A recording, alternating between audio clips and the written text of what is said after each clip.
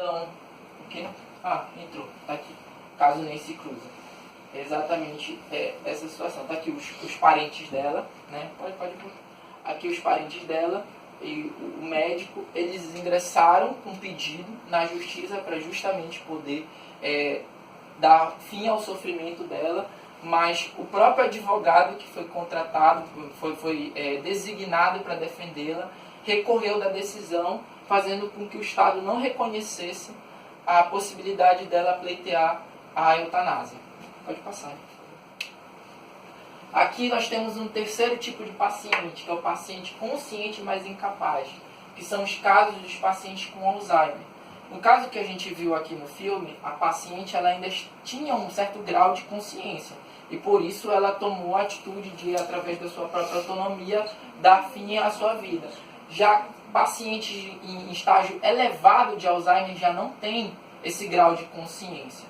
Então é necessário que hajam certos requisitos para que possam atribuir até mesmo para esse paciente uma possibilidade dele vir a pleitear o direito de autonomia para realizar a sua morte. Questões sobre a morte. Primeira questão, são 3 questões básicas: autonomia, interesse fundamental e santidade. A autonomia, o direito, ele resguarda essa possibilidade, inclusive como um direito fundamental, que é o direito de liberdade. Ou seja, você tem a liberdade de tomar as suas escolhas, só que essa liberdade ela tem que ser sem vícios. Ou seja, ela não pode ser viciada através de dolo, através de fraude. Então, é por isso que há uma preocupação muito grande em trazer essa autonomia à baila dos parentes do paciente. Exatamente para que não haja esse descontrole nos casos de eutanásia e para que a eutanásia ela não se torne uma forma de suicídio assistido, de tal forma que existam interesses escusos por trás, como no caso de herança. Se o paciente tem uma grande quantidade de patrimônio e os parentes eles utilizam da eutanásia, apesar daquele sofrimento, para poder antecipar essa herança. Essa autonomia ela tem que ser livre de qualquer tipo de vício. Pode passar. Interesse fundamental. Se a autonomia ela parte do indivíduo, ou seja, ela é uma questão individual, que somente o indivíduo ele pode tomar, o interesse fundamental ele já traz essa delegação a um terceiro, justamente o parente ou mesmo o médico. O médico que faz o diagnóstico e reconhece que realmente aquela pessoa está numa doença terminal, que não existe atualmente nenhum tipo de cura, então ele pode vir a tomar essa decisão pelo paciente. Pode passar. E aqui a santidade, que é onde adentra a verdadeira polêmica em relação à eutanásia, que é a santidade da vida. Já que só Deus dá a vida, só Deus pode tirá-la. Então é por isso que os críticos ferrenhos à eutanásia, eles estabelecem que a eutanásia é uma forma de ir de encontro ao dom que Deus nos deu, que é o dom da vida. Pode passar. Argumentos contra a santidade da vida humana sobre os aspectos religiosos e da convivência social. Dworkin critica esse argumento justamente na condição de que se a vida ela é santa, então Deus nos quer o bem, então será que ele gostaria de nos ver com uma má morte? Ou será que ele gostaria que nós tivéssemos piedade um para com o outro e realizássemos esse ato? Poderia haver abuso de médicos e familiares por interesses escusos, como eu falei, a questão da herança. Pode haver erro no diagnóstico, pode não ser de fato uma doença terminal, uma doença que possa fazer com que a pessoa não tenha mais condições. Possibilidade de surgimento de novos medicamentos para combater a doença. Como a medicina tem um avanço muito acelerado devido à questão da ciência, o próprio paciente ele poderia vir a usufruir mais tempo de vida se caso viesse a ser descoberta uma espécie de cura para aquela doença dele naquele momento. Possibilidade de reações orgânicas do paciente, que aqui é tida como os milagres, que restabeleçam o enfermo. Ou seja, embora a ciência constate que aquela pessoa não tem mais condição de sobreviver, não existe mais uma possibilidade de sobrevida, mas ainda assim setores religiosos acreditam que é possível que essa pessoa venha a recobrar a sua sanidade, a sua condição de saúde, de acordo com uma espécie de uma intervenção divina. Argumentos a favor. Há quadros clínicos irreversíveis, onde prolongar o sofrimento do paciente não lhe trará nenhum bem, apenas prolongará o seu sofrimento. Se a situação é irreversível, não há por que lutar contra o que as próprias forças da ciência revelam-se impotentes, que é o caso que a gente viu aqui no filme do Jack Kevorkian com relação à mãe dele. Ela estava em um estado de sofrimento muito grande e ele se viu impotente em relação àquilo, mesmo sendo médico. O interessado tem direito ao respeito da sua vontade de ter uma morte digna, que é exatamente a preconização do direito à liberdade, de ter o respeito da sua autonomia preservada. Pode passar. Eutanásia, suicídio e o direito. Aqui nós vamos sair um pouco do campo axiológico, ou seja, dos valores que giram em torno da eutanásia. Entramos primeiramente nos fatos, agora passamos aos valores e, por fim, nós vamos ver o que é o dever ser. Primeiro nós vimos o que é a eutanásia, ontologicamente falando, ou seja, o que ela é, e agora como ela deve ser tratada, aqui no campo jurídico. Pode passar. O tratamento do suicídio na Idade Média. Por que primeiramente falar de suicídio, já que nós estamos falando de eutanásia? Porque a eutanásia é o suicídio realizado por uma terceira pessoa. Quando aquela pessoa que está no estágio de perda de saúde, quando está no estágio de doença terminal, já não consegue fazê-lo, por algum impedimento que seja. Seja ele físico, no caso de pessoas de estado de inconsciência, que não conseguem mais tirar a sua própria vida, seja ele no estado legal. Por que estado legal? Porque existem muitas leis de diversos países que proíbem a prática. Então não seria permitido tampouco ao parente, tampouco ao médico realizar o ato de eutanásia.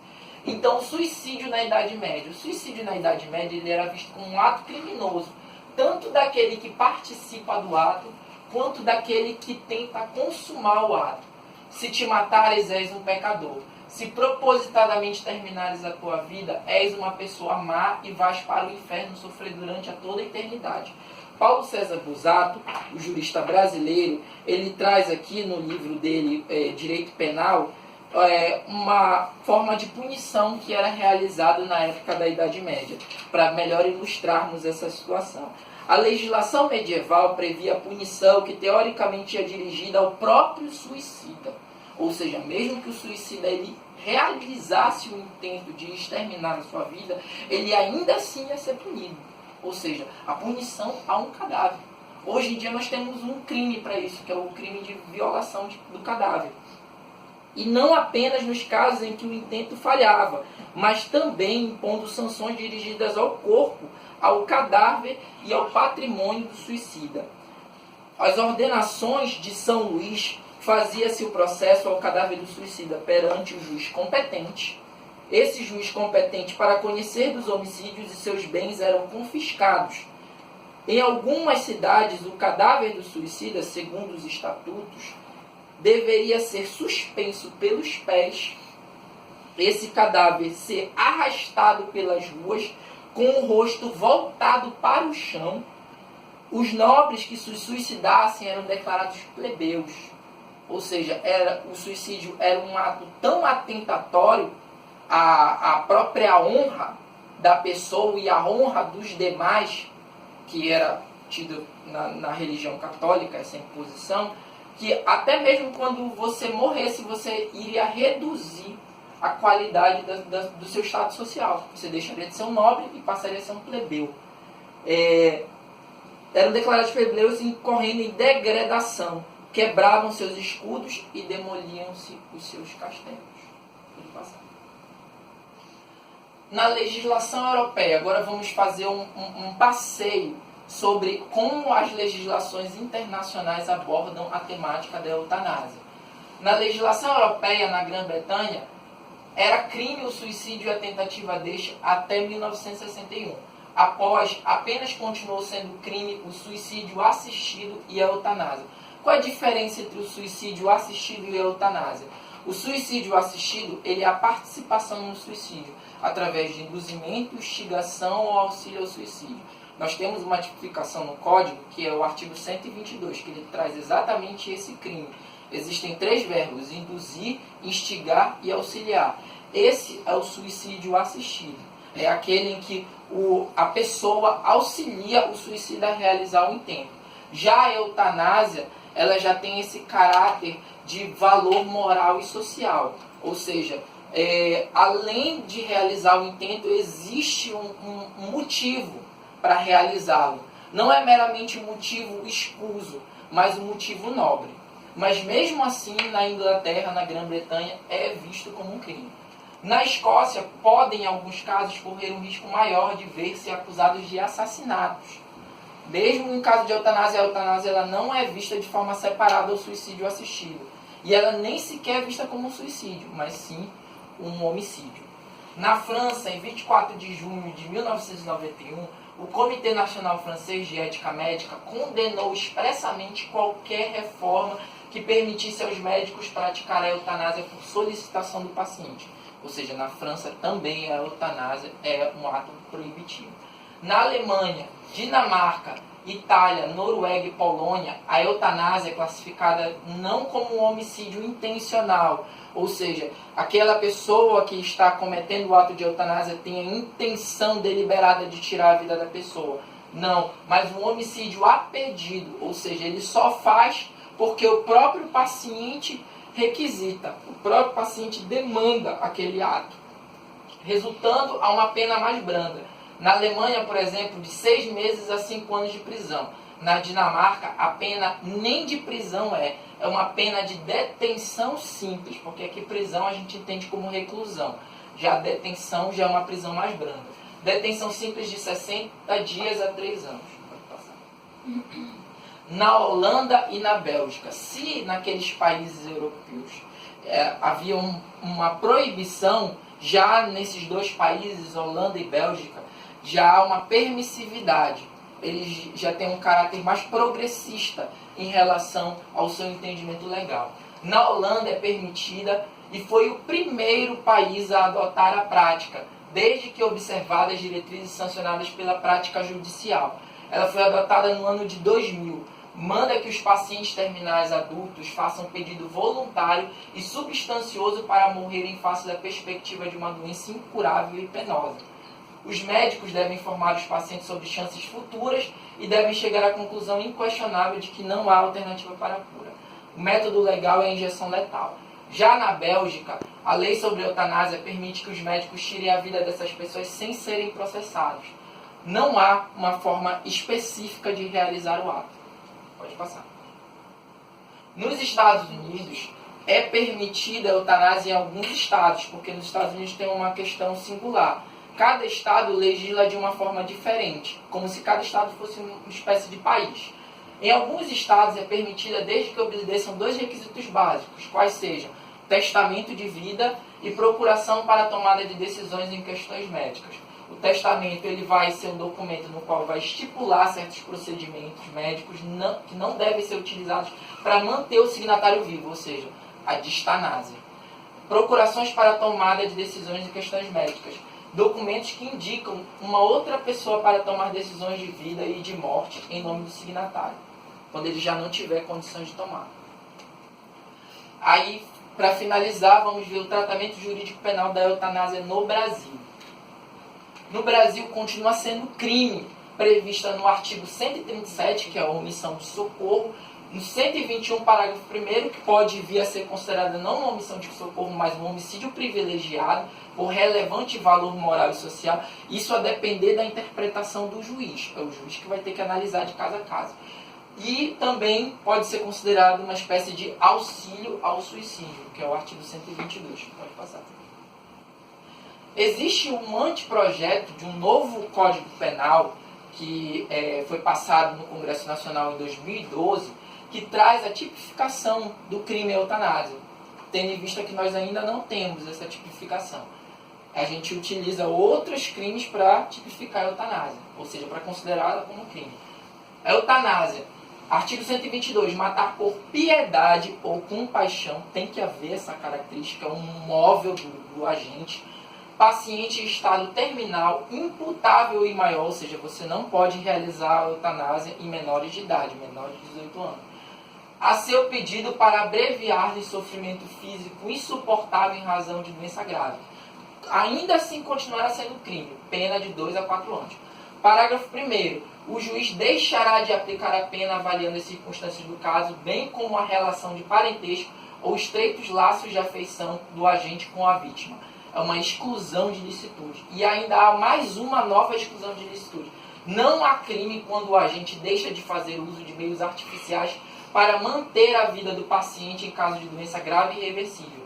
E desde que essa circunstância esteja previamente atestada por dois médicos, e haja consentimento do paciente, ou na sua impossibilidade de ascendente, descendente, cônjuge, companheiro ou irmão. Aqui nós temos a característica do interesse fundamental, justamente delegando a outras pessoas, ao médico ou à família. E exatamente ele estabelece certos requisitos. Tem que haver a presença de 2 médicos, como a gente viu no filme. Há uma outra opinião, o Jack Kevorkian diz sim, há uma segunda, uma terceira, só que depende de um médico para poder definir essa segunda e a terceira, que era algo que ele não tinha esse auxílio. Pode passar. Aí nós temos um último debate, uma última situação, que é a DPF número 54 do STF, que é a Ação de Descumprimento de Preceito Fundamental. Essa DPF número 54, ela tratou do caso dos fetos anencéfalos, ou seja, daquelas pessoas que já nascem com uma má formação cerebral e não têm condições de ter uma vida posterior. Então aí é que está, o STF acabou discutindo em que momento se inicia a vida, através da fecundação, através da formação do cérebro e tudo mais, para justamente definir qual é o momento em que essa pessoa, aquele indivíduo vai ser dotado de uma personalidade. Ou seja, para justamente ele poder usufruir o direito de ter direitos. E um deles, o direito à vida. Aí nós temos no artigo 1º da nossa Constituição Federal, a dignidade da pessoa humana, no inciso 3º do artigo 1º. A dignidade da pessoa humana é um dos fundamentos do Estado Democrático de Direito. Ou seja, ela não é um princípio, como muitos, inclusive juristas, falam, mas um fundamento do qual derivam os demais princípios. Então, a dignidade ela sempre deve ser posta em primeiro lugar. E a mesma coisa seria no caso da eutanásia. Então, se o STF trouxe, em casos de aborto, permissividade, em casos de estupro, a mulher, em caso de risco de vida, a gestante, e agora, em caso de feto anencéfalo, por via consequente, a eutanásia ela poderia ser permitida. Por quê? Porque o feto anencéfalo existe vida, mas não existe uma possibilidade de uma vida útil, de uma vida que possa ser bem vivida. Há sim a possibilidade de que aquela pessoa nasça e logo em seguida venha a falecer.